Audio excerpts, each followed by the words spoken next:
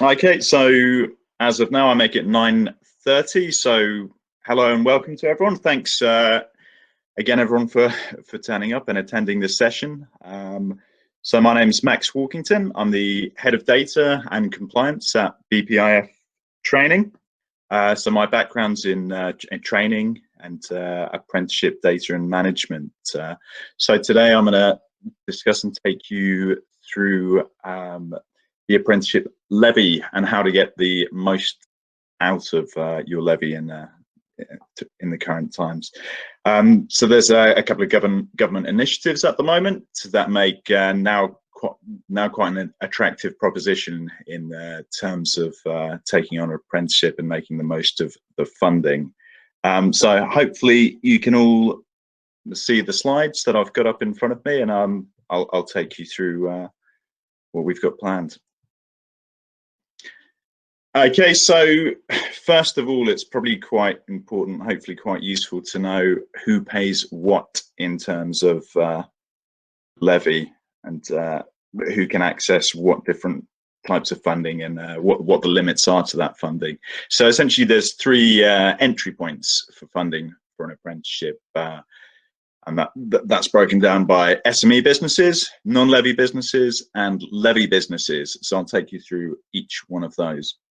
So SMEs, so those are businesses defined as having a payroll under 3 million, less than 50 employees, and taking on an apprentice between 16 to 18. These smaller businesses would pay 0% training. So the government subsidise all training for apprenticeships for these employers. You can use the money for new or existing staff, and there's a couple of incentives which you can utilise, which I'll go into a bit more detail in a couple of slides. We then have non-levy businesses, which are probably the majority of businesses across the country. So those are defined as those with the payroll under 3 million. These businesses typically pay 5% of apprenticeship training costs, so the government would make up and subsidise the remaining 95% of apprenticeship training costs for these businesses. Again, you can use that funding for new or existing staff, and there's a couple of incentives for these businesses as well, which we'll get onto. Levy businesses, so that's quite big businesses, and 98% of businesses in the country are either small SMEs or non-levies, so it's the big guys who are the levies. Those businesses with a payroll over 3 million, so they pay 0.5% of their annual payroll as a government apprenticeship levy, and they also get a £15,000 allowance on top of that. The government actually top up your contribution with an extra 10%, and that's paid monthly and deposited into your digital savings account. Again, you can use that income for funding existing or new apprentices, and in addition to that, you can also access a couple of incentive payments as well. So essentially, those are the three entry points that your business can come into to take advantage of apprenticeship training. Okay, so what I'll attempt to do now is simplify what can be at times quite a complex system in terms of how the funding works across those different streams, and how I guess that link works between employer, the digital apprenticeship service, us as a training provider, and the government as well. And of course, anything that involves the government and subsidy, of course, there's quite a long audit trail involved, and that's I guess where we come in and try to assist you as much as possible. Okay, so for the levy paying employers, that'll be something that's already collected. HMRC collect that levy through your PAYE system, so that's taken out at that point. Okay, you can then log on to the digital apprenticeship service online, and you can view what that funding looks like, how much you've got in your levy pot, and you can also see that there's a 10% top up there. You then employ your apprentice, commit to the training, have a chat with us, the training provider, and we'd move things on from there. The apprentice would receive the training throughout the journey, perhaps over 12 to 24 month period, and the payment to us, BPI Training, the provider would be taken automatically from your digital accounts. Importantly to note as well that any unused funds do expire after 24 months, so it is very much a use it or lose it type of fare with your apprenticeship levy. So essentially, I'm saying you're paying that 0.5% of your payroll every month, and it really makes sense to utilize that funding and spend it where you can. So likewise with the non-levy employers, it's a similar kind of system, except you don't have that system through paying the levy. What you do is pay a 5% contribution directly to us, the training provider. So I mentioned government subsidy and audit trails, things like that. That's a lot of the work that we cover. So we initially, as a training provider, we have to register with the ESFA. It's the Education and Skills Funding Agency. We're registered on the Register of Apprenticeship Training Providers. We have a contract with the SFA, and like I said, that validates us as a registered trustworthy training provider, because we're also like I said, audited for quality through Ofsted, things like that. So we deliver the training on behalf of employers.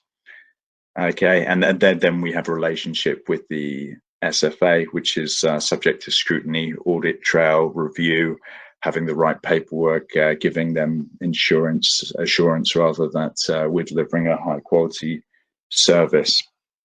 Okay, so we manage that relationship with the SFA. It's not something that necessarily you'd have to do as an employer.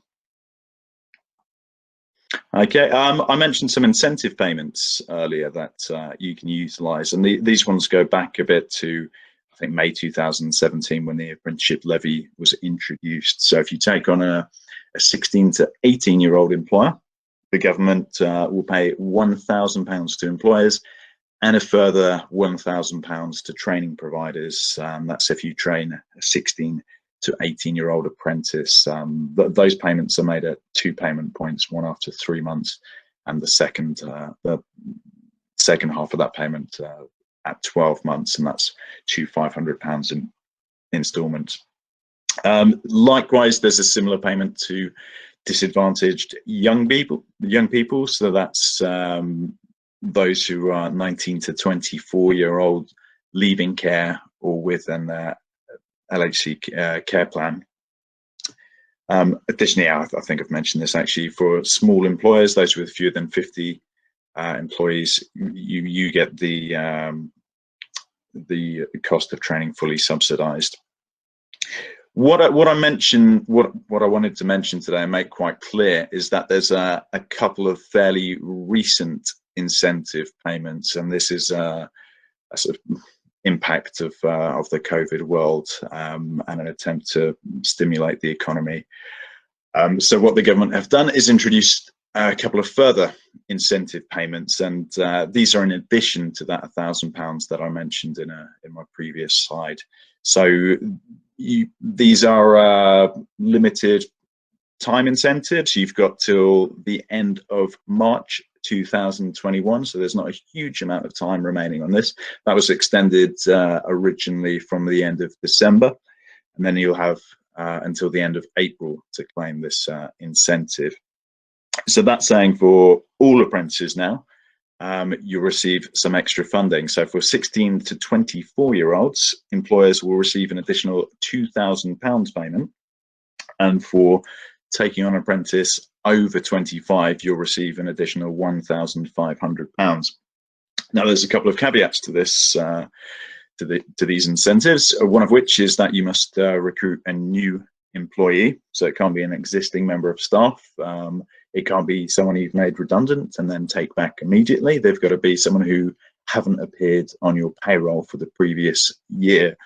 And additionally, if you do want to take advantage of these incentive payments, it's really, really important that you reserve funding through the apprenticeship service. And that's the digital apprenticeship service, the same place where you can view your levy pots, and you can see how much money you've banked to spend on training.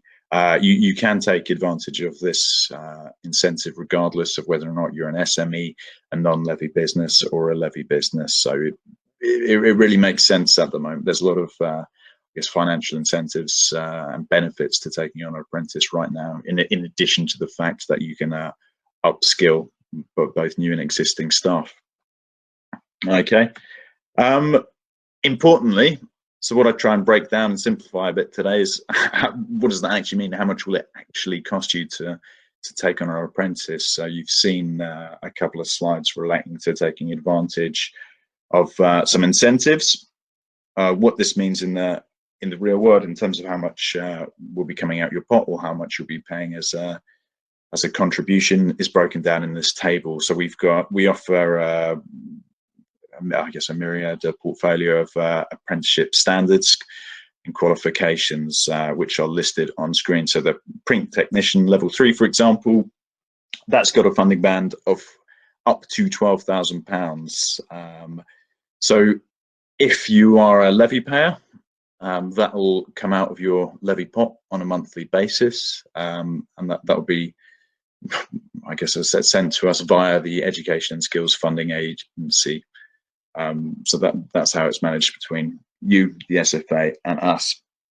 If you're a non-levy payer, potentially you'll be paying up to 5% of that, which is £600. It's important probably to note at this point that the prices shown here are indicative. So that £12,000 there against the print technician standard won't necessarily always cost that full amount. What we'll also do is take into account prior knowledge, skills, and behaviours of the individual taking on this apprenticeship standard and reducing that cost accordingly. So probably to give an example, if we're looking at level 2 qualifications, it's probably more likely that the apprentice is a bit more inexperienced. They haven't probably got as much work experience. They haven't been working in the environment for as long, so they'll probably require the bulk of that training. Maybe if somebody's been around, I don't know, working 5-10 years, they'll have developed some of the knowledges and skills that are attached to these standards. So we'll sit down. There'll be an initial assessment at the beginning of the apprenticeship journey, and we'll assess and attempt to determine whether there'll be a reduction to the duration, and accordingly so the cost of that as well. So these are some indicative costings associated with that.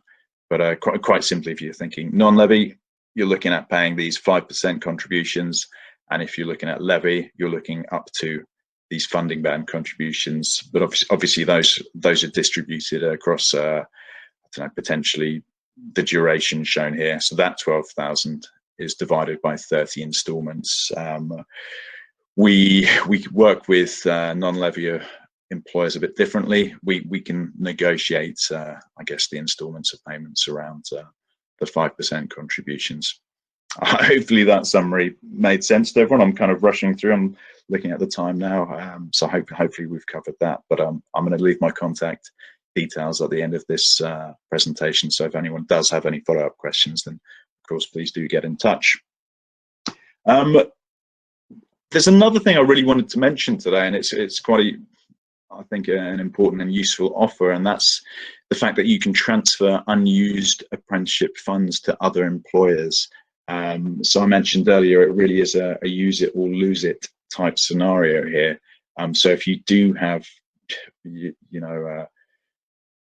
some funding remaining in your levy pot that goes back a few years, you're probably not going to spend it now. Maybe you've got a contact in another business, and you're able to transfer some of that funding over. That is actually something you can do. Likewise, you can transfer it potentially to linked companies within your organization. So I've left a bit of detail here with regards to that. I think I'm probably running tight on time now, so there's a link there, and you can also probably Google transferring apprenticeship funds as well. So you can transfer a maximum up to 25% of your annual funds through that. It can be with employers you work with, maybe a member of your supply chain. So it's really sharing the wealth here, I guess. It could be regional partners. It could be anyone really. So again, funds work in a similar way. It's only levy paying employees that can make a transfer. Any business can receive those transfers, regardless of whether or not they're a levy or a non-levy business. Importantly, this is only for apprenticeship standards, and it's only for new starts. So again, it's got to be for it's got to be utilised for a new individual who hasn't been on your payroll previously. Okay, a couple of quick points. It could be the case that your levy pot runs out at some point. There's a few businesses who are on the threshold of that 3 million a year allowance, and what does occasionally happen is that those funds expire and they're utilised. Essentially, what you'd have to do at that point is make up the difference. Okay, so some of that shortfall will be funded and made up by the SFA, and some of that will be made up by yourselves. So essentially, you become a part non-levy payer, and what the SFA would expect you to do in that case is make up a 5% investment or contribution of whatever that difference is or in underpayment, and we'll liaise with you on that. We'll notify you if there's an upcoming deficit in your levy pot. Okay. Lastly, I'm not sure we have the time, but any questions, please do get in touch. All my contact details are available on screen. I'll leave that up for a sec. And lastly, I've been asked to direct you to the next session, which is with Carly again, which is an employer session covering the government's plan for jobs initiatives. So that's the end of my presentation. I hope that wasn't too painful for anyone watching. I don't suppose we have got much time for any questions beyond that, but do give in touch. I'll type my details below. And yes, I've just seen a question. I'm sure we can send out the slides after the conference.